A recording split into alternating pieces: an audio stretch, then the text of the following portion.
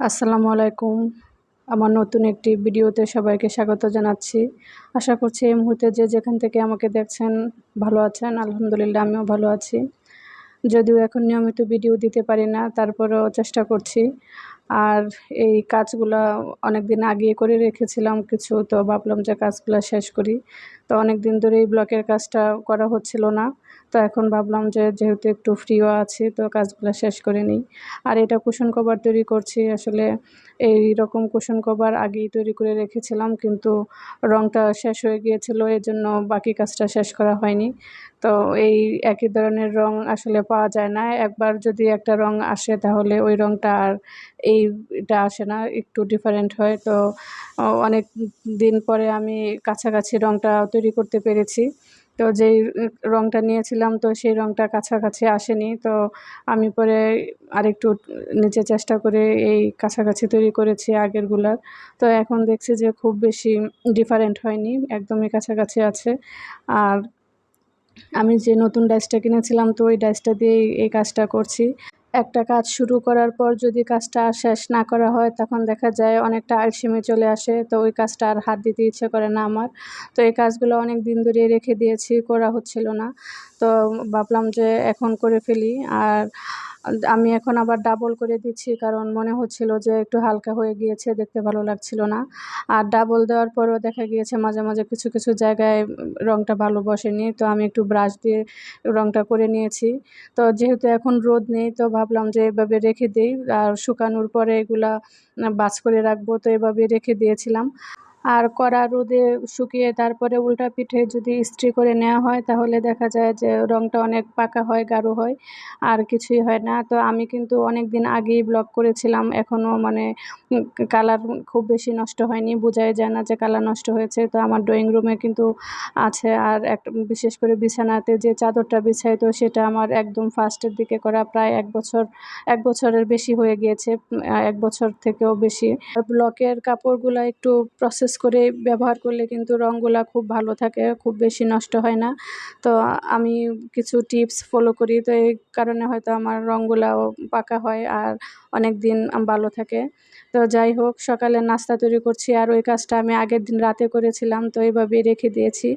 আর রাতে করলে একটু সুবিধাও হয়, কারণ সবাই যখন মানে যার যার মতো ব্যস্ত হয়ে পড়ে, আর ড্রয়িং রুমটা একটু ফ্রিও থাকে, তো ওইখানে করতে সুবিধা হয়, ওই জায়গাটায় বেশি কেউ যায়ও না। তো এইভাবেই রেখে দেওয়া যায়। আর দিনের বেলা কিন্তু সেটা হয় না, তো বারে বারে সরাইতে হয়, বারে বারে গুছাতে হয়। তো এগুলো একটু ঝামেলা, যেহেতু এই কাজগুলা না শুকানো পর্যন্ত ধরা যায় না। তো দেখা যায় কাজটা অনেক সময় নষ্ট হয়ে যায়, তাই আমি কাজটা চেষ্টা করি রাতের বেলায় করার জন্য। তো রাতের বেলা করলে একটু আমার জন্য সুবিধা হয়। তো এভাবেই রেখে দিয়েছিলাম। আর সকালের নাস্তায় আমি আলু পরোটা তৈরি করেছিলাম, ছেলেরা খেয়ে স্কুলে চলে যাবে। আর ছোট ছেলে একদমই ডিম খেতে চায় না, তো ওকে প্রতিদিনই ডিম দেই। কিন্তু ও দেখা যায় মাঝখানের কুসুমটা শুধু একটু খায় আর বাকি পুরো অংশটাই থেকে যায়। তো বড় ২ ছেলেকে আলু পরোটা দিয়েছি, তো ওকে ভাবলাম যে ওর জন্য একটা ডিম পরোটা করে দিই ভিতরে ডিম দিয়ে। তো আর আলু পরোটার মতো ডিম পরোটাটা এত গোল হয় নাই। তারপরেও ও খেলেই হবে, কারণ প্রতিদিন আলু পরোটা করা হয় মাঝে মাঝেই, প্রতিদিন না হলেও। তো ও দেখা যায় আলু পরোটাটা খুব পছন্দ করে, তাই ওকে আজকে আলুর বদলে ডিম দিলাম, তো ডিম পরোটা করে দিলাম। ও মাশাআল্লাহ খেয়েছে, কিন্তু ডিমটা কেন জানি একদমই খেতে চায় না। আর আলু পরোটাটা যেরকম সুন্দর করে ফোল্ড করা যায়, তো ডিম পরোটাটা আর সেরকম সুন্দর করে ফোল্ড করতে পারছিলাম না। তো আর এভাবে একটু চাপ দিয়ে বড় করে নিলে দেখা যায় খুব সুন্দর বেলা যায়, বা চারপাশ দিয়ে বের হয়ে যায় না আলু পরোটাটা। কিন্তু ডিম পরোটাটা ঠিকই বের হয়ে গিয়েছে। একদিকে পরোটা বাছছিলাম, আরেকদিকে রান্নাঘরটা একটু গুছিয়ে নিচ্ছিলাম। তো সাথে সাথে গুছালে দেখা যায় কাজ অনেকটা কমে যায়। যেহেতু এখন একা একা কাজ করি, তো সাথে সাথে কাজটা সাথে সাথেই করার চেষ্টা করি। আবার রেখে দিলে দেখা যায় একসাথে অনেক কাজ জমে যায়, অনেক বেশি পরে আলসেমি লাগে। তো এজন্য চেষ্টা করি যখনের কাজ তখনই করে ফেলার জন্য। আর এদিকে আমি চাটাও বসিয়ে দিয়েছিলাম। আমার ছেলেদের দেখা যায় সকালের নাস্তা না খেলেও কোনো অসুবিধা নেই, কিন্তু ওদের চা লাগবেই, চা দিতেই হবে। তো মাঝে মাঝে চা করে দেই, আবার মাঝে মাঝে কফি করে দিই। তো সবসময় কফিটা খেতে চায় না, আমাদের বাসায় সবাই আবার চা পছন্দ করে, কফিটা খুব বেশি পছন্দ সবাই করে না। তো শীতের সময় আর খুব বেশি বৃষ্টি হলে তখন দেখা যায় সবার জন্য কফি তৈরি করি, বা কফিটা সবাই খেতে পছন্দ করে। না হলে দেখা যাচ্ছে যে আমরা চা খেতেই বেশি পছন্দ করি। এদিকে রান্নাঘরের চুলার চারপাশ পরিষ্কার করে ছোট ছেলেকে ডিম পরোটাটা দিয়ে পরে আরও কিছু কাজ করে নিয়েছি। তো কিছু মোরগ নিয়ে এসেছিলো, এগুলো আর কাটা হয়নি, আমি এমনি ফ্রিজে রেখে দিয়েছিলাম। তো ভাবলাম যে এগুলো একটু পরিষ্কার করে তারপরে কাটি। ইদানিং মোরগ আনলে কেন জানি খুব বেশি মানে অপরিষ্কার লাগে। আর যদি সুপার শপগুলা থেকে আনা হয় তখন মনে হয় যে একটু পরিষ্কার, কিন্তু কেমন জানি একটা গন্ধ লাগে, আমার কাছে মনে হয় বাসি। তো আমি এভাবে দোকান থেকে আনানোর চেষ্টা করি, কিন্তু ইদানিং দেখি যে খুব বেশি এইরকম ময়লা লাগে আমার কাছে। তো আমি এখন চেষ্টা করি এগুলো এভাবে ভালো করে ধুয়ে নেওয়ার জন্য। তো ধুয়ে তারপরে কাটি। আর লোকাল মার্কেটগুলাতে কিন্তু সবসময় খুব ভালো করে পরিষ্কার করেও দেয় না। তো আগে যে দোকানটা থেকে মোরগ নেওয়া হতো তো ওরা একটু ভালো করে পরিষ্কার করেই দিত, কিন্তু এখন যে দোকানটা থেকে নেওয়া হয় তো এই দোকানটাতে খুব বেশি পরিষ্কার করে দেয় না, ছোট একটা ছেলে থাকে সবসময়। আর আমি এদিকে মোরগটা ভালো করে পরিষ্কার করে পানি ঝরানোর জন্য রেখে দিয়েছি। তো এই ফার্মের মোরগগুলো আমি বক্স করে রেখে দেব। আর যেটা সোনালিকা মোরগ আছে তো সেটা আমি রান্না করব। তো রান্নার জন্য এটাও আমি পানি ঝরিয়ে রেখেছি।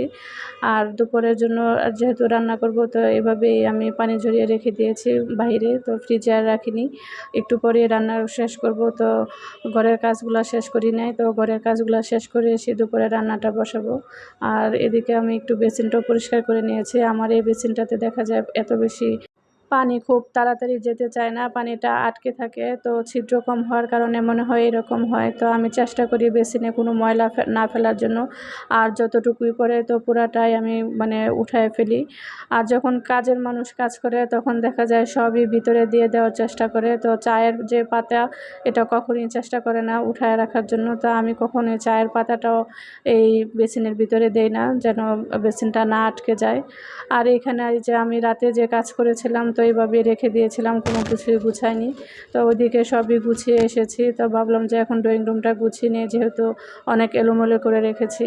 আর আমি এই কুশন কভারগুলো এইভাবেই রেখে দিয়েছিলাম, তো শুকানো হয়নি রাতে। তো এখন দেখছি ভালোই শুকিয়ে গিয়েছে, কিন্তু বাইরে রোদ আছে। এখন কিছুক্ষণ রোদে দেওয়ার পরে আবার কেমন জানি অন্ধকার হয়ে গিয়েছিল, বৃষ্টি আসবে বা পরে আবার নিয়ে এসেছি। তো যখন কড়া রোদ উঠবে তখন ওই কড়া রোদে এগুলো শুকাতে হবে, শুকিয়ে তারপরে ইস্ত্রি করে তারপরে কভারটা তৈরি করব। তো এভাবেই আসলে আমি কাজগুলো করি। তো এই যে এই কাজগুলো আমি রোজার ঈদের যে কাজগুলো বিছানো আছে তো এইগুলো কিন্তু আমি রোজার সময় করেছিলাম। তো রোজার ঈদে নতুন বিছিয়েছিলাম, তো এখনও কিন্তু এই কাজগুলো থেকে কোনো রং ওঠেনি। তো ড্রয়িং রুমটা গুছিয়ে আমি পুরা ঘরটা ঝাড়ু দিয়ে পরে ঘরটা মুছে নিয়েছি। তো ঘর মোছা হয়ে গেলে দেখা যায় যে ঘরের কাজ 90%ই আমার মনে হয় শেষ হয়ে যায়। তো আমারও এখন শুধু দুপুরে রান্নাটা বাকি আছে, তো দুপুরে রান্নাটা করে নিচ্ছি। আর আমি এখানে মোরগ রান্না করছি, তো একটু ঝাল রোস্টের মতো করেছি আর একটু পোলাও রান্না করেছি। তো আগের দিন গরুর মাংস রান্না করেছিলাম, তো সেই গরুর মাংস একটু রয়ে গিয়েছে, তো দুপুরে এটা দিয়ে হয়ে যাবে। আর আমি পোলাওতে সবসময় একটু দুধ দেই, তো দুধ দেওয়ার কারণে দেখা যায় পোলাওটা একটু সাদা হয়, দেখতে ভালো লাগে এই আর কি। দুপুরের রান্নাটা আমি একসাথে করে ফেলি গ্যাসের চুলায় আর ইন্ডাকশনে মিলিয়ে, দেখা যায় রান্নাটা একবারে হয়ে যায়। তো বারে বারে দাঁড়িয়ে থেকে রান্না করতে হয় না, যেহেতু রান্নাঘরে অনেক বেশি গরম, রান্নার কাজটা তাড়াতাড়ি যেন শেষ হয়ে যায়। গরমের মধ্যে খুব বেশিক্ষণ দাঁড়িয়ে রান্না করাও যায় না, আবার গ্লাসগুলো সব লাগাতে হয়, তো বাতাস আসে প্রচণ্ড, এই জন্য দেখা যায় যে সব গ্লাস লাগিয়ে তারপরে রান্না করতে হয়। তো আমার দুপুরে রান্না বান্না শেষ। সবাই ভালো থাকবেন, সুস্থ থাকবেন। আসসালামু আলাইকুম।